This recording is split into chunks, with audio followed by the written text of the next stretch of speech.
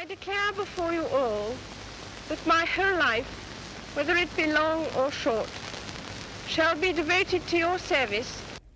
The reign of the longest-serving monarch in British history has just ended. Queen Elizabeth II is dead.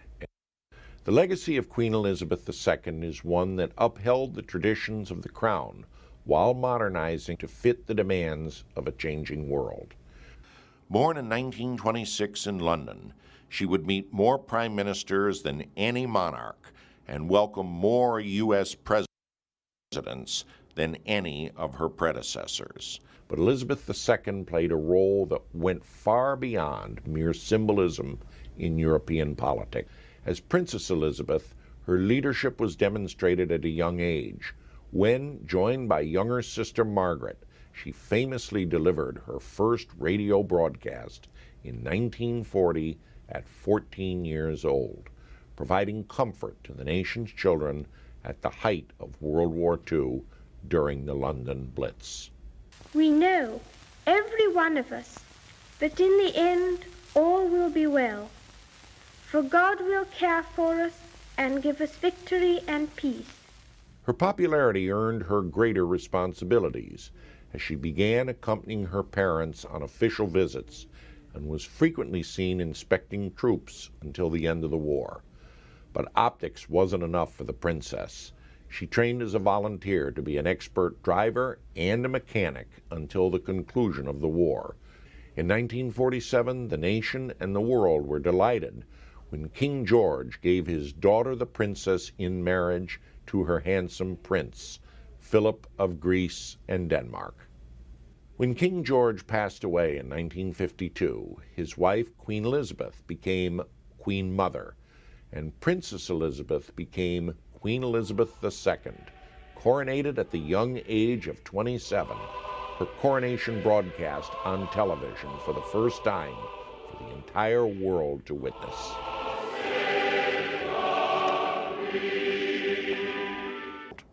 The Queen began her hands-on approach by holding weekly meetings with her country's Prime Minister Winston Churchill, a tradition she continued right up to Liz Truss a day ago, and before her, Boris Johnson. It's really nice to see you again. Lovely to see you again. It's been 15 months. 15 months since we were last. It's most extraordinary, isn't it? At her side throughout most of her life was her husband, Prince Philip. Throughout their 74 years of marriage, she never questioned her love up until his passing in 2021 at 99 years old, despite rumors of infidelities. At the center of the Queen's legacy are her 4 children: Prince Charles, Princess Anne, Prince Andrew, and Prince Edward. Charles would eventually marry Lady Diana Spencer, providing the crown with additional heirs following the birth of Princes William and Harry. But 1992 proved to be a difficult year for the crown, as Prince Charles and his wife Diana separated, as did Prince Andrew and his wife Sarah, and her only daughter, Princess Anne, split from husband Mark Phillips. Prince William grew up and married Kate Middleton, the two being very popular royals. But brother Harry and his wife Meghan continued to cause controversy and caused heartbreak for the Queen, as did Prince Andrew, who is now the center of an international sex scandal. The divorces were a hit to the reputation of the royal family, which was tarnished in the years that followed, including in 1997. One wonders if one is being told the whole truth at the moment. Stephen, I have to interrupt there because within the last few moments, the Press Association in Britain, citing unnamed British sources, has reported that Diana, Princess of Wales, has died. First, I want to pay tribute to Diana myself. She was an exceptional and gifted human being. In good times and bad, she never lost her capacity to smile and laugh, nor to inspire others with her warmth and kindness. I admired and respected her for her energy and commitment to others. But like much of her life, she persisted through the hardships, acting as the bridge between the old monarchy and the modern royal family.